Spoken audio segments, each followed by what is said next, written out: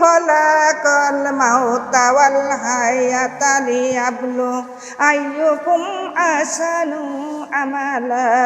আল্লাহ বলতেছেন, হে বান্দারা, তোমাদের আমি মওতার হায়াত দিয়ে সৃষ্টি করেছি, পরীক্ষা নিব তাই দুনিয়ার মধ্যে পাঠাইছি। রব্বুল আলামিন আমাদের কিসের পরীক্ষা নিবেন? মাগো, আমাদের পরীক্ষা নিবেন কর্মের পরীক্ষা। কিসের পরীক্ষা? কর্মের পরীক্ষা। যে যে কর্ম করবে সেই কর্মের প্রতিফল তারই ভোগ করা লাগবে কিনা। হে আমার মা বোনেরা, ভালো কর্ম করলে ভালো ফল, আর খারাপ কর্ম করলে কথা ডাকার, হুকুম ডাকার। আমার আল্লাহ বলেন, ইন্নাল্লাযীনা আমানু ওয়া আমিলুস সালিহাত কানাত লাহুম জান্নাতুল ফিরদাউসি নুজুলা। আমার রব্বুল আলামিন বলেন, হে আমার ইমানদার বান্দা বান্দিরা, শুনে নাও, তোমরা যদি সৎকর্ম করো তাহলে তোমাদের জন্য রয়েছে জান্নাতুল ফেরদাউসের বাগান। যারা বলে সুবহানাল্লাহ। হুকুম ডাকার, কার ওয়াদা? আল্লাহর ওয়াদা কোনদিন গর খিলাফ হবে কি? এ আমার মা বোনেরা, আল্লাহ বলেন সৎকর্ম করো। কি কর্ম? সৎকর্ম করতে হবে। আর সৎকর্ম করলেই তারা পাপ, তাদের জন্য রয়েছে জান্নাতুল ফেরদাউসের বাগান। যারা বলে সুবহানাল্লাহ। কারোর টাকা পয়সা মেরে খাওয়া যাবে কি? জোরে বলেন। কারোর নামে কুটলামি করা যাবে কি? মনে মনে বললেও সে খবরটা জানে কে? কথা বলেন। রব্বুল আলামিনের চোখকেও ফাঁকি দিতে অন্তরের খবরও তিনি জানে কিনা।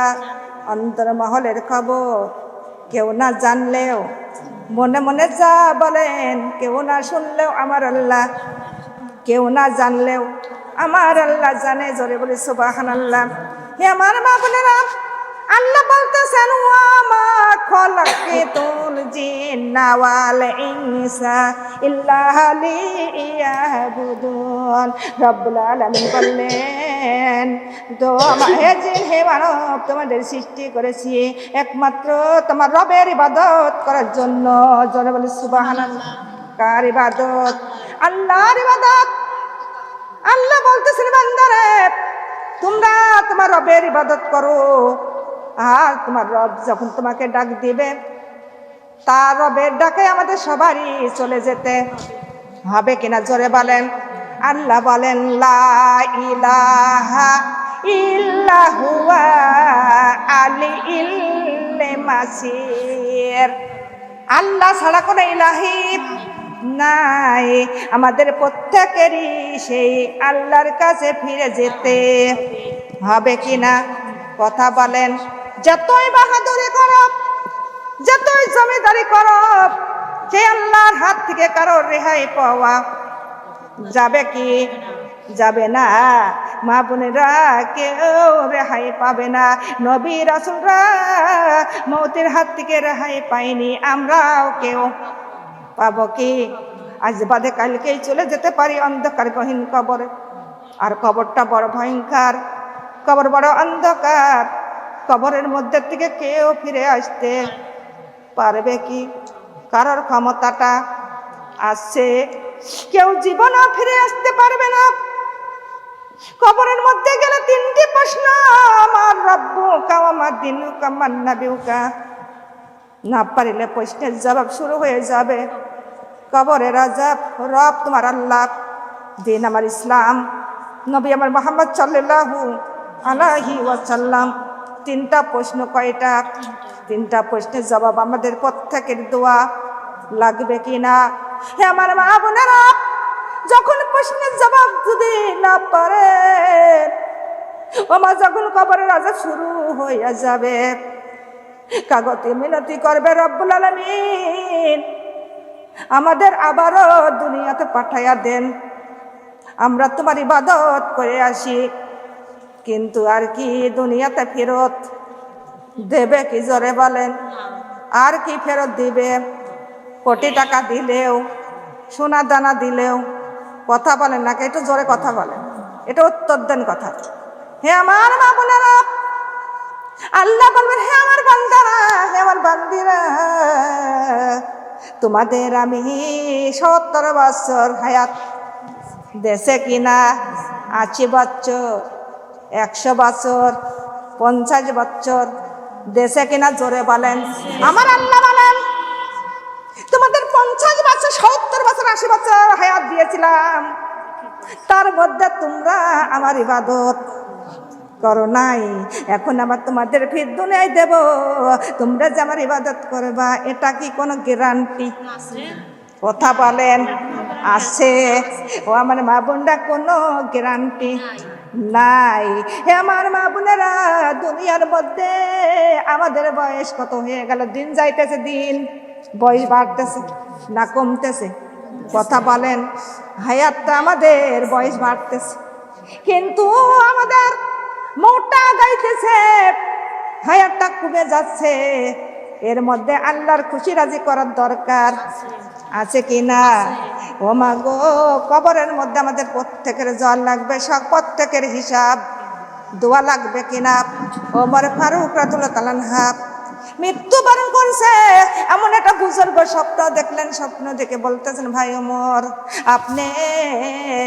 আপনার মৃত্যুর বয়স কতদিন? ওমর ফারুক বলতেছে, আমার মৃত্যুর বয়স এই 12 বছর। কয় বছর? কথা বলেন। 12 বছর। আর এই 12 বছর আমার মৃত্যুর বয়স। ওই লোকটা বলতেছে, ভাই ওমর, এই 12 বছরের মধ্যে আল্লাহ তাআলার কাছে আপনি কয়টা প্রশ্নের জবাব দিয়েছেন?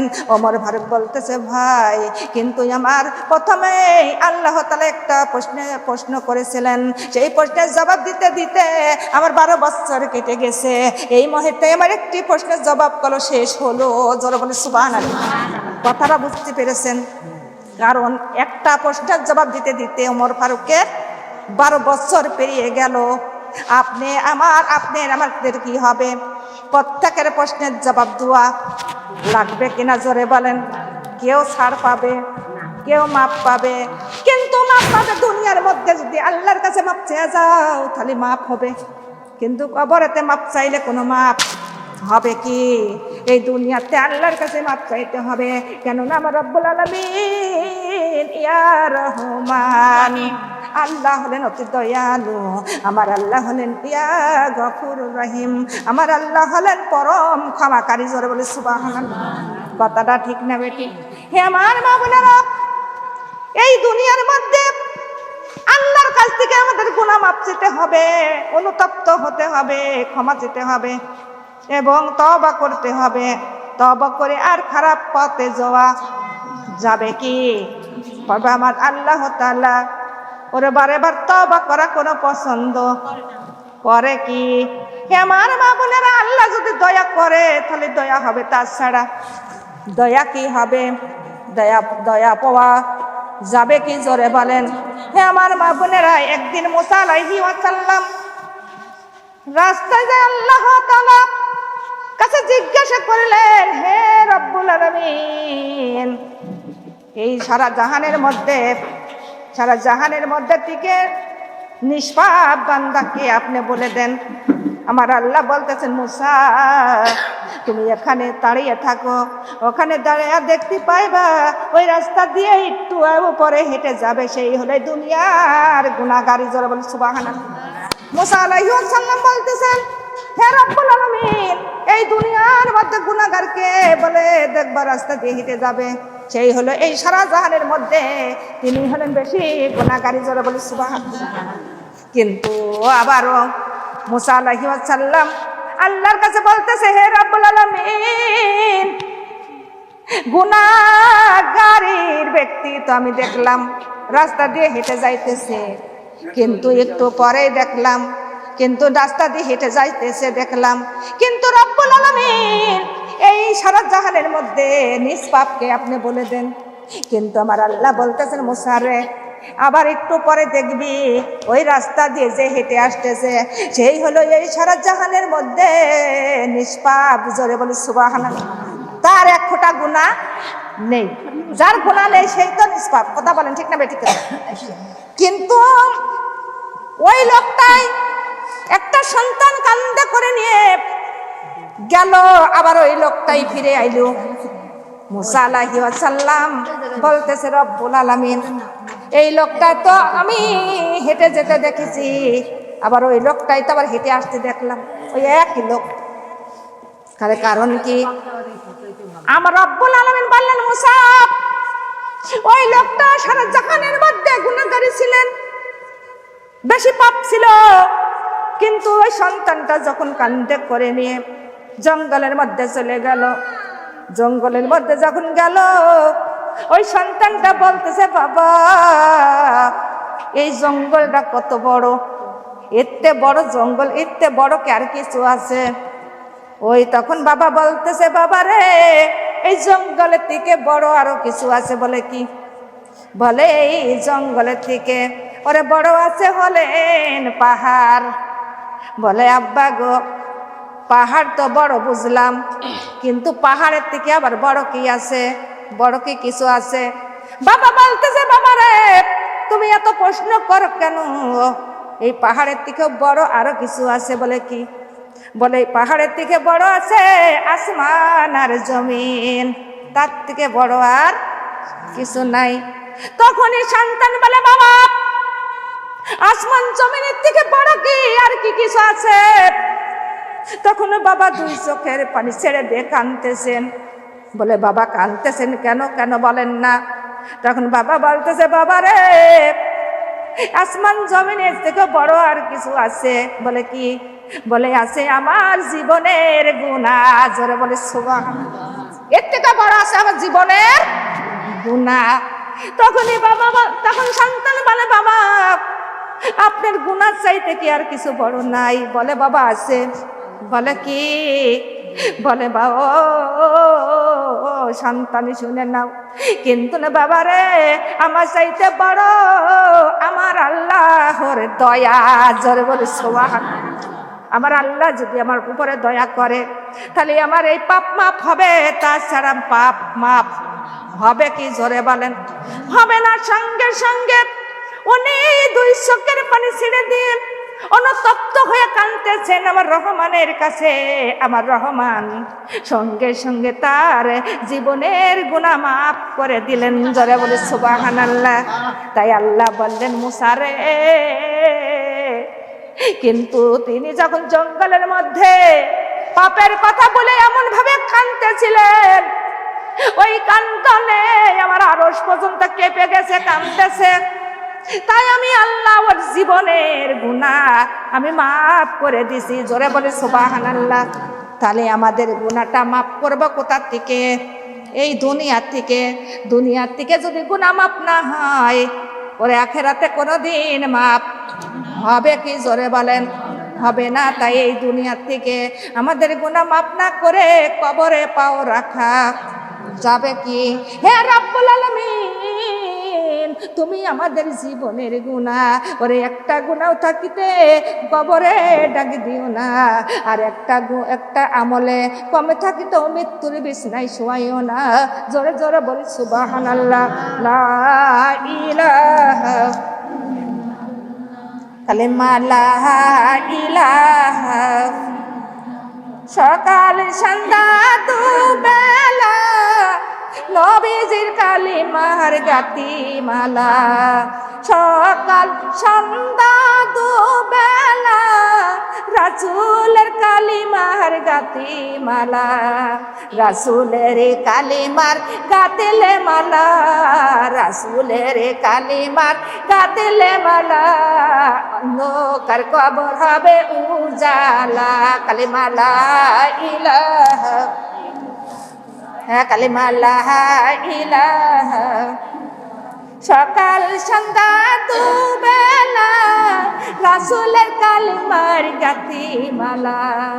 সকাল সন্ধ্যা দুবেলা রাসূলের কালিমার গাতি মালা। রাসূলের কালিমার গাতিলে মালা, অন্ধকার কবর হবে উজালা। কালিমা লা ইলাহা, হ্যাঁ কালিমা লা ইলাহা। সকাল সন্ধ্যা দুবেলা আমার নবীজির মুখ কালিমার গাতি মালা সকাল সন্ধ্যা দুবেলা নবীজির কালিমার গাতি মালা নবীজির কালিমার গাতিলে মালা কবরে হবে তোমার ফয়সালা কালিমা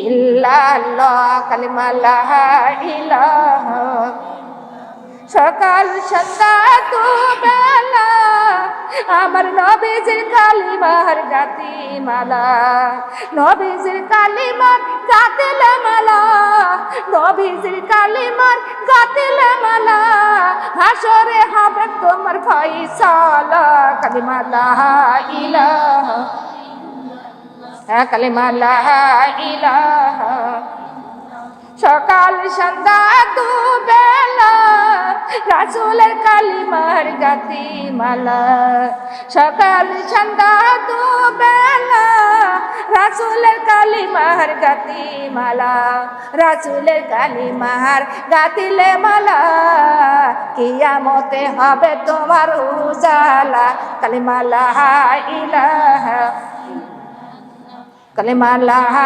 ইলাহা কালিমা লা ইলাহা ইল্লাল্লাহু মুহাম্মাদুর রাসূলুল্লাহ সাল্লাল্লাহু আলাইহি ওয়াসাল্লাম আলহামদুলিল্লাহ হে আমার মা বোনেরা আমল ছাড়া কবরে পাও রাখা যাবে না আল্লাহ বলেন ওয়া ইউকিমুনাস সালাত সালাতটা কায়েম করো সালাত কায়েম করা মানে পরিবার সহ নামাজ আদায় করো এবং প্রতিবেশীকেও নামাজের দাওয়াত দাও এবং আত্মীয়স্বজনকেও নামাজের দাওয়াত দাও প্রথমে নামাজ কায়েম করার কথা বলেছে পরিবার পরিজন সবাইকে নামাজ আদায় করতে হবে জোরে বলে সুবহানাল্লাহ হুকুমটা কার জোরে বলেন কার হুকুম আল্লাহর হুকুম কাল কিয়ামত হাসরের ময়দানে প্রথমে হবে নামাজের হিসাব আর যদি নামাজের হিসাব নেবেন কে আমার আল্লাহ যদি নামাজের হিসাব না দিতে পারেন আর কোন সাবজেক্টের আর কোন